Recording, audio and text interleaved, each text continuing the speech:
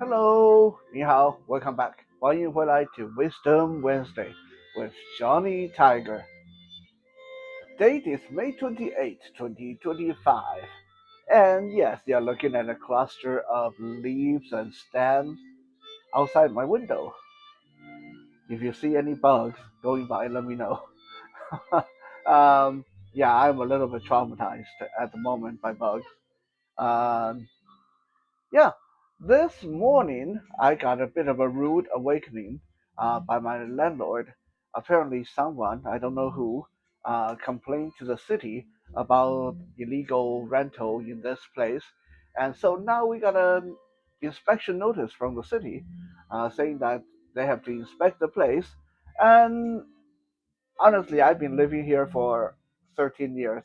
I know this place is not going to pass any kind of inspection. So most likely, all of us who live here going to have to move out and find new locations, which is really quite a drag. But anyway, personal problems aside, today I want to continue us down the path of the underworld.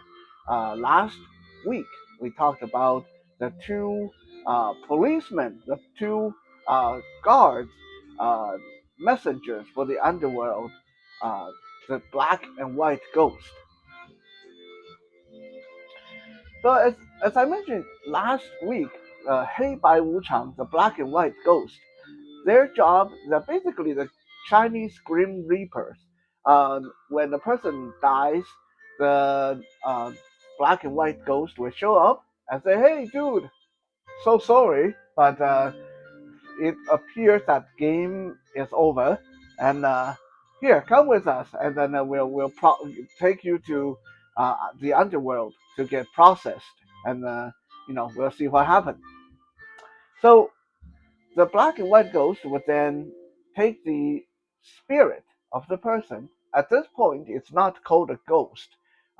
In Chinese mythology, in Chinese religion, there is a distinction. There's a fine distinction between spirit and ghost. Um, so think of it as being a illegal immigrant versus being a naturalized immigrant. Okay, you're both immigrants, but there's a difference in status. So being a spirit just means you died. Becoming a ghost is something a little bit more official. Okay, we'll get to that in a second. Um, so the black and white ghost will take the spirit toward the underworld. And there's a few details that we are going to touch upon in the future. Basically, there's a little winding road, like kind of like a village road, that your spirit will be walking down. And this road is called Huangquanlu, road to hell, basically. So a lot of time you hear someone say, "Oh, there's a Chinese say that go 黄泉路上无老少," means the road to hell doesn't care if you're old or young. If you're here, you're going to uh, be going to hell. That's basically it. So there's no uh, prejudice uh, for people who go on this Huangquan road. At the end of the Huangquan Road, there's a checkpoint. This is where people first have to pass inspection. Have you been good? Have you been bad? Uh, and are you a returning spirit? Like, have you been out on vacation or coming back? Or are you someone new? Have you just recently died and you're new to the underworld? So this checkpoint is called 鬼门关, means the gate, the ghost gate. Okay, the ghost gate. Only by passing through the ghost gate will you officially become a ghost. Before that, you're just a spirit. Okay, you don't have any official status. But once you're allowed to pass 鬼门关, the Ghost Gate, then you are congratulations. Now you are a legit ghost. 鬼门关 is guarded by our first high-ranking official in the underworld, and this is called Gui Wang, means the king of ghosts.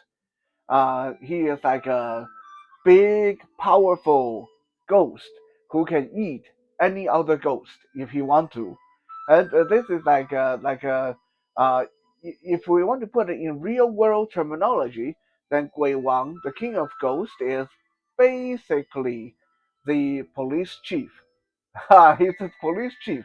Um, and he is here to make sure that you have not committed any mischief in the outside world. Let's say if you are a ghost and you've been let out into the mortal world for a vacation or to visit your family, you have not committed any atrocity while you were away. If you have been a bad ghost and Gui Wang, the king of ghosts, find out about that, then he'll just eat you. He'll devour you rather than letting you back in. After the King of Ghosts, you finally, after you get through the Ghost Gate, you are now in the underworld. And in the underworld, there's quite a few different departments as well. Yeah, like I bet most of you never knew this about the Taoism and Buddhism hierarchy in the underworld because a lot of people don't really talk about that. So the most immediate, uh, every mortal province, every village, every city have what is called a Chen Huang. And what is a Chen Huang? Chen Huang, think of Chen Huang as the mayor or the premier for your city, but this guy take care of the ghost from your city. So every city, every village would have a different Chen Huang, and they would have a Chen Huang temple. Uh, you used to see Chen Huang temple all over the place, but these days you don't see them much anymore. Um, in the uh, Johnny Tiger Experience podcast, I once told the story of one of the original Chen Huang, how he uh, was a drowned ghost, what was a water ghost, haunting the river, and then through a series of funny but tragic events, he became well more than a ghost. He kind of started to wanted to serve people and help people out, and he enjoyed being a ghost rather than trying to murder people all the time. And that was one of the first Chen Wang.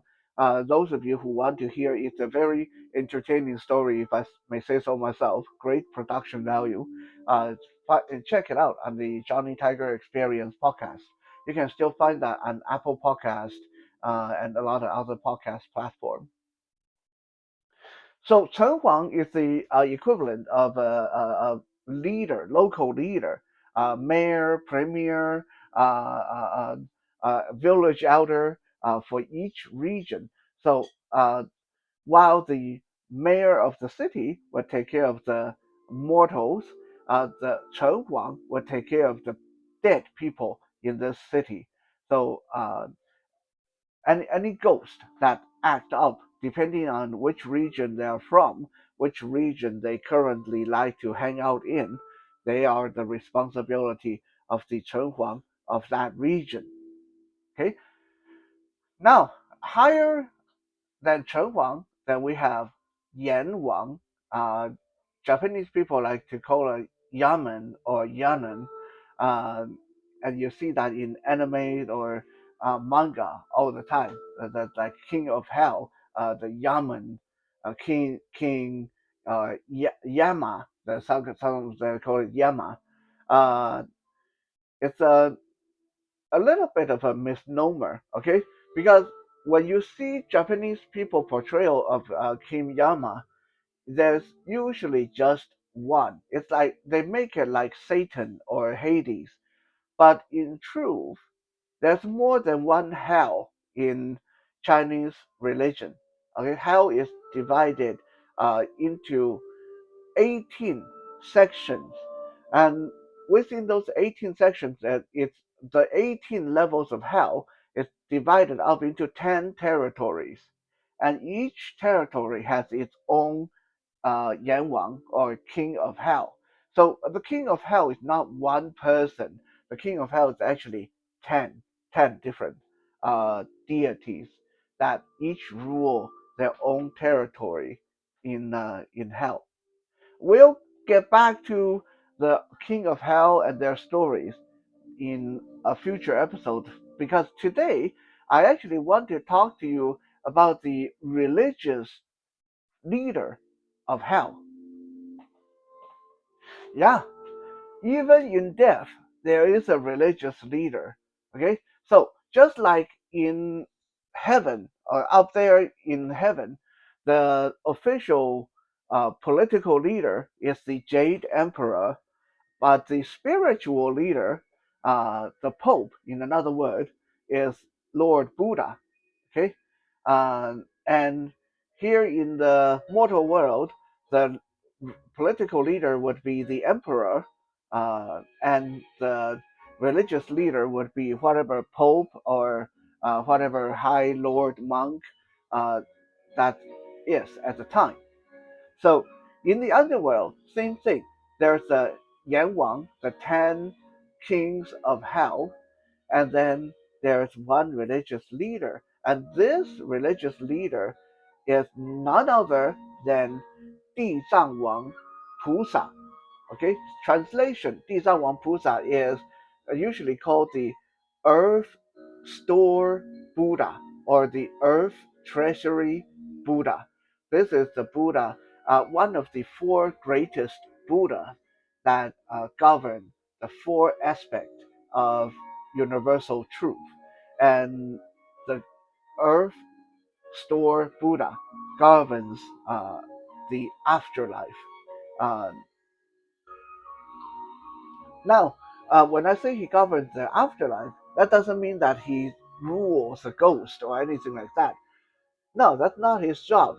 Okay, the job of the Earth Store Buddha, 地藏王菩萨, is to try to instill goodness, kindness, mercy, Buddhism values into the ghost that's hanging around in the underworld, because Buddha believes, I'm talking about the Lord Buddha, the ultimate big guy up there. Okay, Lord Buddha believes that no matter if you're human, if you're a blade of grass, if you're a tiger or a snail, or even if you're a ghost, a deceased person, you have the capacity to learn Buddhism and become uh, above the uh, vengeance of karma.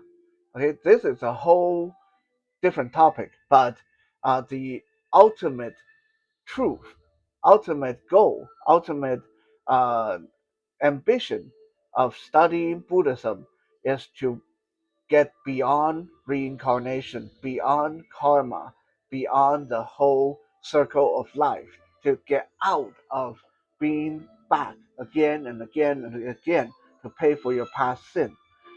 So Buddha believes that even a dead person, if they uh, work hard enough at studying Buddhism, they can learn to no longer be trapped in hell. They won't be trapped in their mortality, their hatred, their grief, their anger, all those emotions, and they can become much more than what they are. So this is why the Earth Store Buddha is sent down there into the underworld to preach and teach these wandering spirits, these tormented spirits, on how to get beyond their current state by studying Buddhism.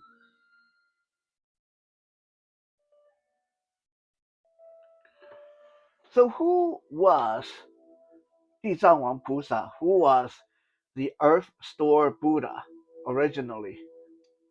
Well, the most common belief is he was a prince by the name of Mu Lian. Mu Lian. Okay, the story of Mu Lian is very, very popular, especially in southern China and Taiwan. I started hearing about the story of Mu Lian saving his mom from hell uh, when I was like 6 years old. And so it's a familiar story to me, to a lot of people my generation and from my area of the world. So the story goes that Mu Lian was a royal prince. He grew up in luxury and Buddhism. His whole family was devout Buddhist, and Mu Lian himself have decided at a very young age that he did not want to become the next king. He wanted to become a monk and study Buddhism, study the teaching of Buddha, and eventually become one of the greatest disciples of Buddha. However, when Mu Lian was only in his teens, some strange occurrence happened to his mom. Like I said, his whole family was devout Buddhist, but suddenly his mom started to act up. Okay, that's like the most PG version I can say. Like this is the version I heard when I was 6 years old, right? I heard that, oh, his mom did some naughty things and I have to be punished in hell, and the Mulian went to hell and saved his mom. So this is, something for all children to learn from, that you have to save your parents if your parents are in danger. You have to have that family loyalty, and so on and so on. But you know what's the ironic part is we were never told what exactly did his mom do. And apparently she did do a lot of naughty stuff. For example, she murdered their family dog and rendered the dog down to fat and used the fat from the dog, made candles and incense out of the fat from the dog, and use those candles and incense during uh, Buddhist ceremonies, during worship and prayers. Like, can you guys imagine how horrifying that is? Like, the whole thing about Buddhism is no killing animals, um, no suffering of animals, and mercy and kindness and all that stuff. And then you are going to use candles made from the fat of your family dog that you murdered during the Buddha's prayer. Like that is like the biggest, like in your face disrespect to Lord Buddha. Not only that, Mulian's mom, the queen, like I said, I don't know what happened to her because she actually started out as a good person, but something happened to her, maybe like demonic possession or something. And she also decided that it would be great fun to uh, play a prank on all the monks in the local monastery. So she decided to donate 1,000 dumplings to the local monastery, like make a food donation to the monastery. She had all these dumplings made, but she secretly put meat fillings. They filled these dumplings with dogs and cat and other animals that she's tortured and killed in these dumplings. And when the local monks bit into the dumpling and found that there were meat inside, they were horrified. Some of them committed suicide because of how disgusted they felt. And the queen laughed her head off at how foolish the monks were and how great her prank went. She did a lot of really naughty stuff like that, and then got finally, when she died, she got condemned to suffer in hell as a hungry ghost. What is a hungry ghost?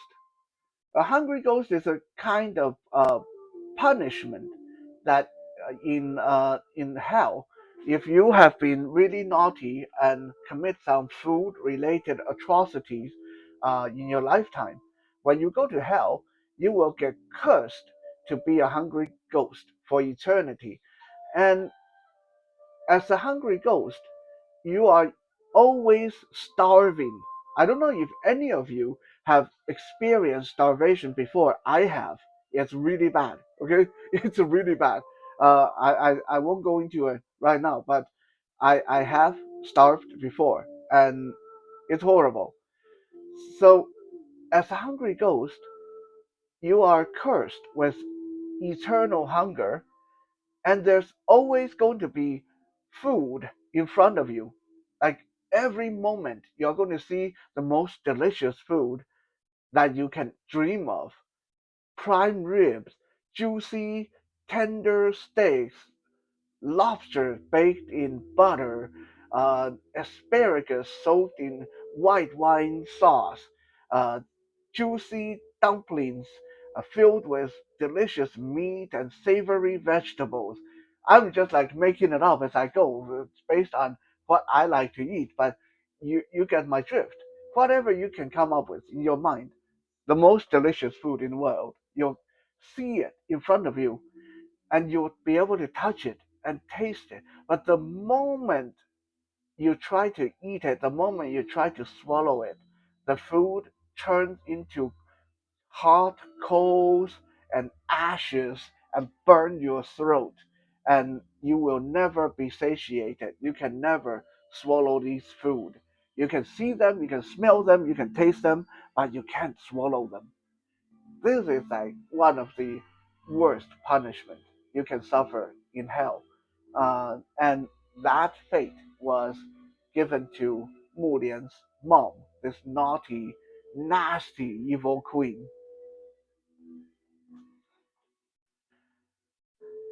So back to Mulian, our good Buddhist prince who was busy studying to become one of the greatest disciples to Lord Buddha. And finally, he did. He was so devout that he ascended from the mortal world and went to kneel before Lord Buddha. And when he was there, he begged Lord Buddha. He said, "I want to rescue my mom. I need to rescue my mom. I know she was naughty. I know she was bad. She was evil. But as her son, I cannot leave her in that torment. I cannot leave her in hell to be punished like that. I need to get her out." Touched by his loyalty to his mom, the Lord Buddha gave him a golden staff and appointed him the Earth Store Buddha. So that's how he became the Earth Store Buddha. Right? But that's not the end of his story. Okay? Because our Earth Store Buddha, our great spiritual leader of the underworld, what was the first thing he did? The first thing he did was rush into the underworld and use the golden cane, the gift from Lord Buddha himself, and smashed open the uh, level of hell that all the condemned, the people were being punished, were locked in to let his mom out. That he thought he was doing a good deed, but what happened was, at the moment he breached the wall, the moment he smashed the wall with the golden cane, 8 million demonic, bad, evil spirits and ghosts came rushing out and went back into the mortal world, including his mom. So, what happened to his mom? You would think that, after being punished as a hungry ghost, she would learn her lesson and reincarnate, becoming a good person, and really regret her past sins and all that, right? Nope. Ha.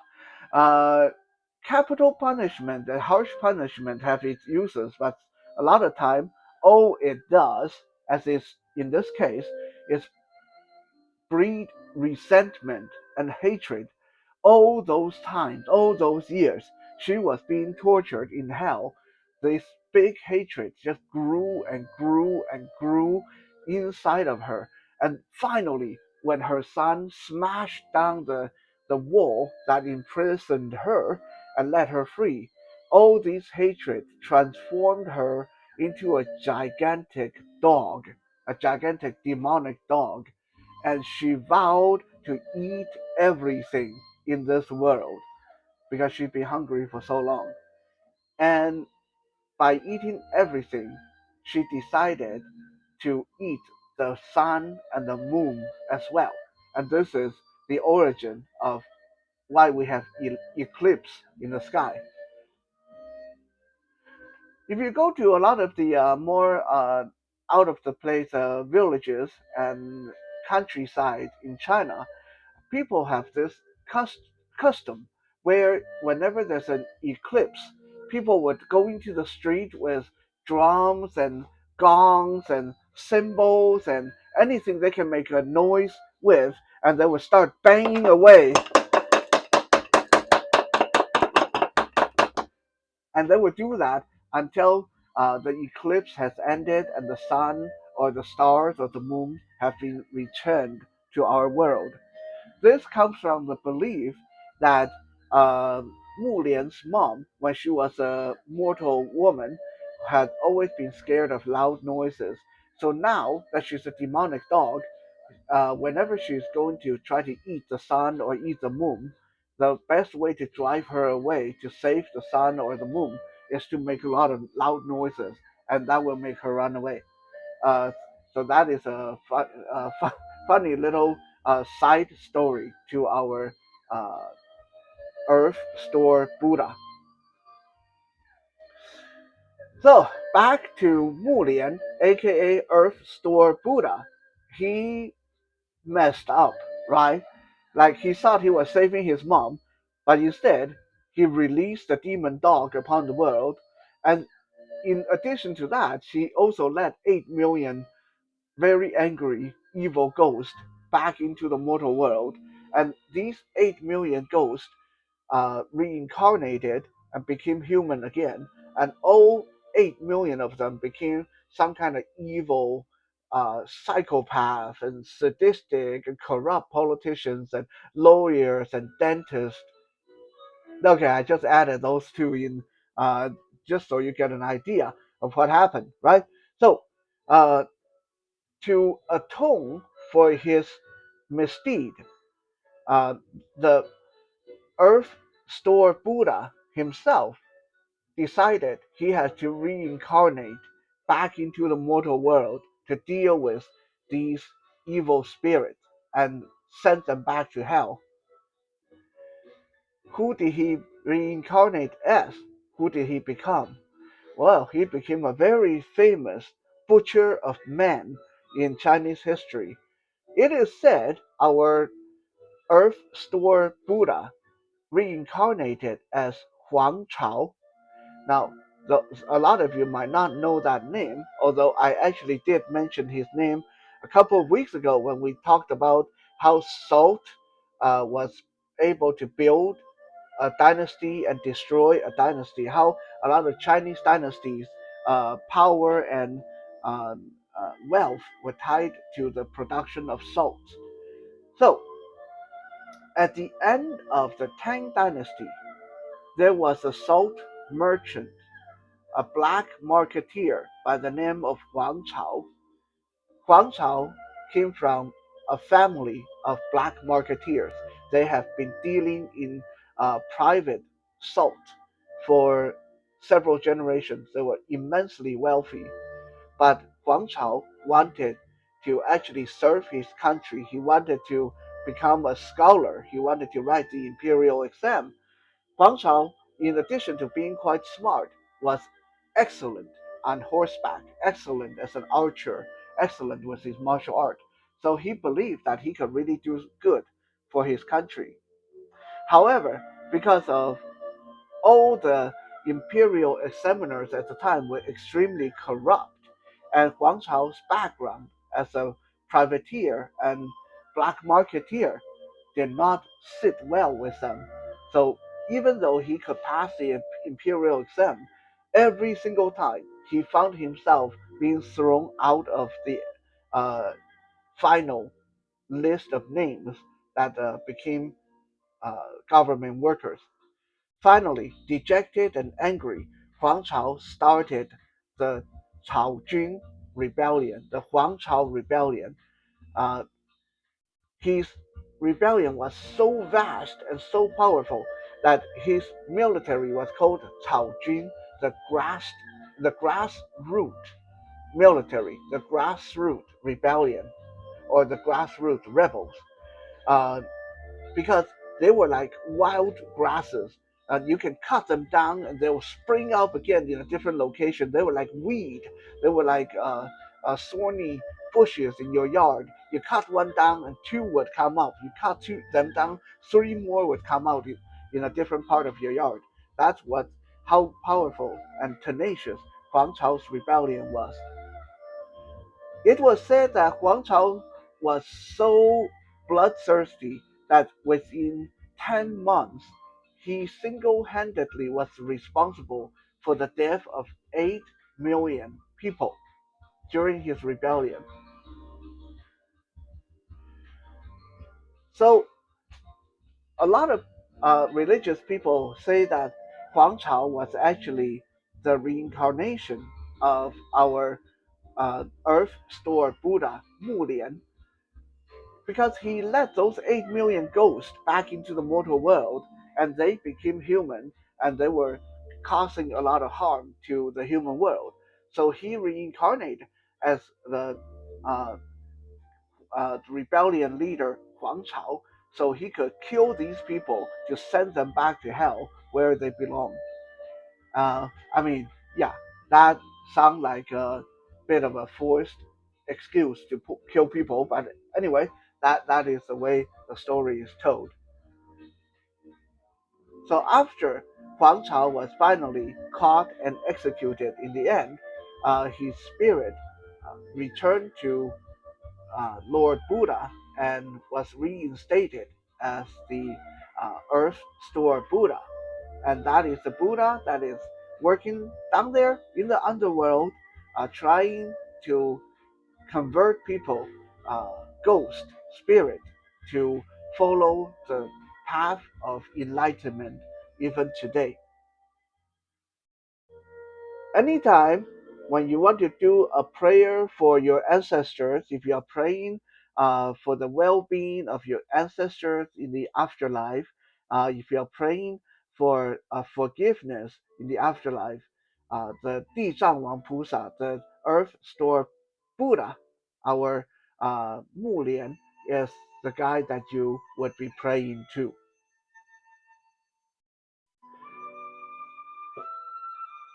Well, I hope that wasn't too preachy or too hard to follow. Hope it was entertaining, if not all that educational. Um, Thank you for being here with me today, and I'll try to come back with more fun content tomorrow. For now, 谢谢 and 再见。